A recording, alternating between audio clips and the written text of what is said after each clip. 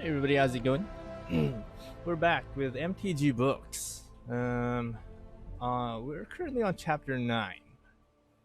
So, here we are, chapter 9, and let's go into it.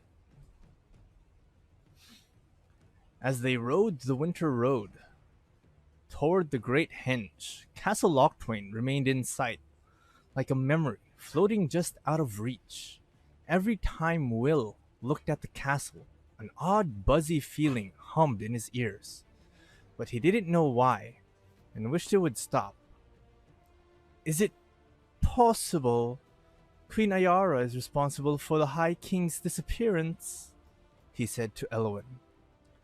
She's had generations to foment rebellion if that was her goal. It doesn't make sense she would suddenly break her pact with the other rulers of the realm right now. Why not? I still say there's something suspicious about her midwinter revels. Something she's hiding. Elves live so long. They don't see the world the same way we humans do. They don't fear the withering of old age or the stalking feet of death. They can hold on to grudges for a long time, if you ask me. Be that as it may, she'll be at the feast tonight, so you can ask her herself. Elwyn snorted. Just don't seem too eager, or you might end up becoming her next consort. Will glanced at Rowan, who nodded, then back to the lore mage. Did Queen Ayara really try to marry our father when he was young? For once, Elwyn considered her answer for quite a while before replying. I've heard a rumor, but I don't know for sure. There's something you don't know? Cried Rowan with a laugh. Whew! That's told me. She glanced skyward, where Cato and Hale has resumed scouting. It is odd. Cato claims he wasn't with the High King that evening at Beckbarrow, when you two saw him with your own eyes. I hope Cato hasn't been lying to us all along. Rowan stiffened. Will said carefully, Why would Cato lie about that? I always thought he had a bit of a fancy for Lyndon. Back before Alginus won her heart with his courage, skill, and attractive laugh. I don't think I like what you're implying, added Will, in his coolest voice as ice prickled in his hands. My dear boy, I am implying nothing. Lyndon turned a lot of heads back in the day. Not that she cared about that sort of thing. She thought only about the high quest. Single-minded, not as sociable as Alginus. Then again, Lyndon wasn't one of us. What do you mean? She was raised in a different canton of Ardenvale. You know that. She didn't meet Alginus until they were both chosen by the questing beast. So, I suppose you knew Cato and the High King well? Rowan said sarcastically. Did Cato not tell you I was one of the group who rode with Alginus in the early days, before any of us earned our knighthoods? Rowan blinked. Will was also taken aback. Not that he'd ever asked his parents or Cato about their early days, but still it surprised him how much he didn't know. He never mentioned you, but if it's the case, then I'm surprised you haven't mentioned it 20 or 30 times. Elwyn's cackling laugh burst out. She liked nothing better than people being snippy with her, except reminding her companions of how knowledgeable she was. When I first met Alginus Kenrith, he wasn't any older than you are, young Will. Milk-skinned, scrawny, and beardless, just like you. Will tried to imagine his parents setting out from their homes, untried, eager and raw about the edges. But all he could see was his father presiding in splendor as all about him cheered, and the way his mother's stern but loving authority made people feel secure. That's the mistake people make, mused Elwyn, as if to herself. A breeze swirled around the riders with a breath of alluring warmth and winter's chill. They say what's past is past, but the past doesn't die. It grows, like rot beneath a fallen log that's never been overturned. Awkward silence. Remarkably, she fell silent.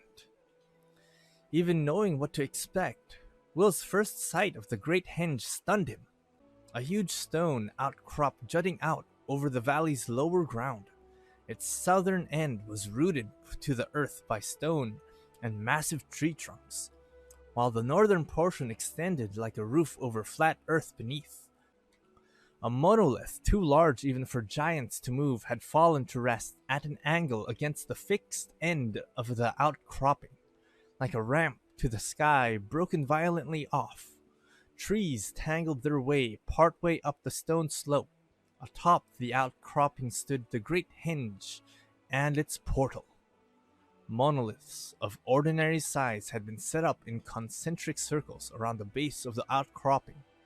The valley itself was verdant, with stone-walled orchards and winter fallow gardens. Incised menhirs had been erected in circles, rows, and as isolated singletons throughout, like guardians.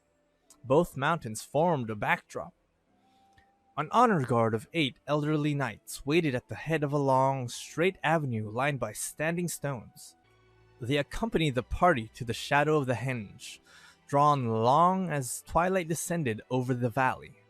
On packed earth beneath the towering rock, people were wrestling, dragging stones, and holding weights above their heads without moving. A steward came forward to greet them. "Let me show you to your quarters." "Aren't the guests' quarters through that arch?" Elwyn asked as the man led them to a different opening. The steward pulled a face, quickly covered with a bland smile. "Those quarters are filled with the entourage from Loch Twain, accompanying Queen Ayara. King Yorvo wishes the young people to bide closer to his abode. This way." The palace was a warren of rooms built into roots and rocks, paths worn into the stone floors by the uncountable footfalls of generations of inhabitants. They heard a distant buzz of conversation, but saw no one as the steward led them deep into the palace interior. Their rooms were a modest human-sized suite of sleeping quarters situated around a snow-dappled courtyard, and an adjoining parlor with a brightly burned hearth. After washing, they were shown into an audience chamber. King Yorvo awaited them, alone. Even sitting, he loomed above them. With a single slam of his hand, he could crush their puny bodies. But he opened his hands in greeting, and welcomed their entrance with a hearty smile. "Will and Rowan, these are dark days, but you bring light to Garenbrig. How fares your mother? If I know her, and I do, she is doing everything she can to keep the realm in order at this vulnerable time. But then, that is Linden, is it not? Always using her considerable strength on behalf of others, even at great cost to herself." "At great cost to herself?"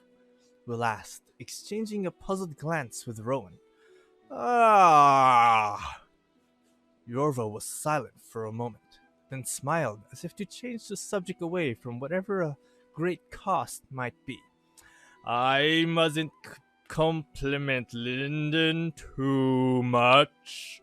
If she were to hear I was singing her praises, she would arc an eyebrow and suggest the subject be turned to something more useful, like irrigation improvements or how to defend against a swarm of carnivorous frogs."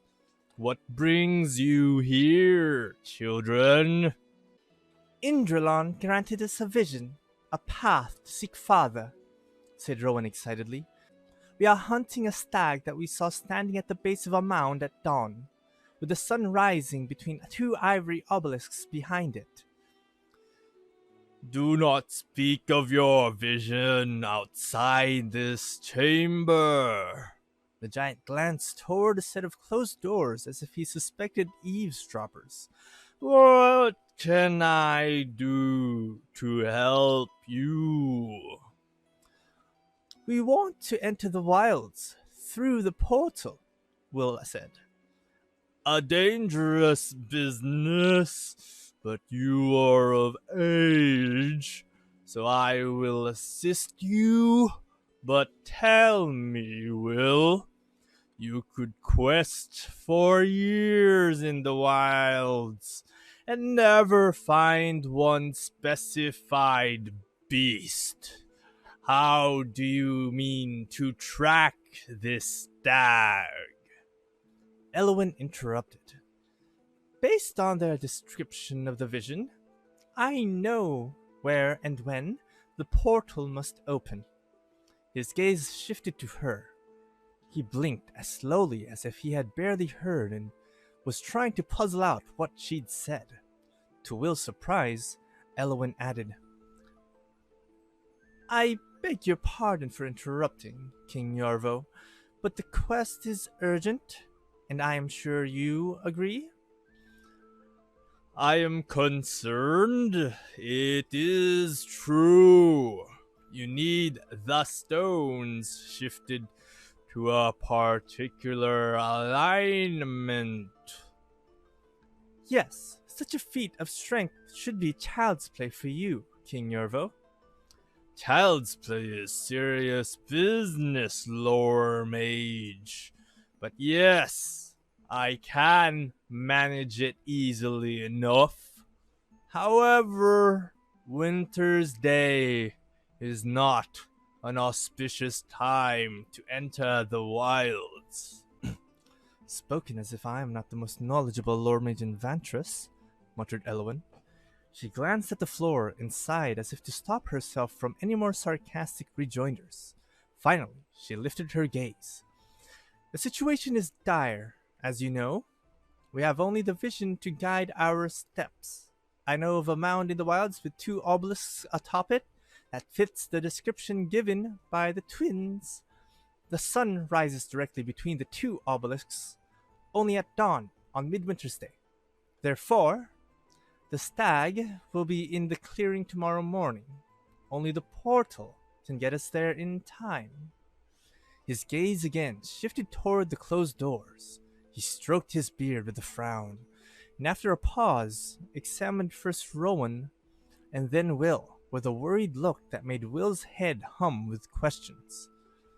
So be it. I cannot gainsay Indralon's knowledge.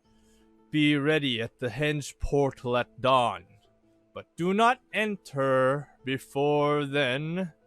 Now, attend me at my feast. Children, you will sit at my right hand. He rose, his girth and height startling, but his gentle smile reassuring. The doors opened onto a feasting hall, a cavern filled with light and merriment and song. Musicians played a sprightly tune as King Yorvo entered. The revelers welcomed Will and Rowan and their companions with the song. The contingent from Lochtwain stared at the newcomers, whispering among themselves. Will couldn't help but gawk at their elaborate headdresses and elegant attire. Queen Ariara was already seated at the high table, to the left of Yorvo's massive chair. She wore a magnificent black gown with a purple bodice trimmed in gold with miniature goblets in the fashion of Lochtwain. A gauzy black veil half concealed her features, but her beauty and proud strength were evident to all. Her dark eyes studied the newcomers with an expression as unreadable as it was daunting. Both Will and Rowan offered their most gracious greetings, appropriate to give one of the rulers of the five courts. Will always felt his mother would know if he did not behave in a way that gave credit to his upbringing. Ayara raised her goblet in acknowledgement, drank in salute, and spoke not one word throughout the remainder of the feast. Her silence made Will's skin crawl, although she didn't appear hostile. Maybe she was just a reticent person, but mostly she seemed preoccupied. Her enigmatic gaze swept the hall at intervals as if she were looking for someone and could not find them. Her right hand restlessly turned her always filled goblet. Yorvo occasionally addressed a comment to her, but mostly he applied himself to the twins, asking them questions about their lives as a kindly uncle would. Rowan relaxed enough to chatter at length about the tedious details of their arms training. Will found it amusing when Yorvo grilled her on proper axe and poleaxe techniques. But he was restless too. The evening's feast dragged on interminably. He just wanted it to be over. Dawn couldn't come soon enough.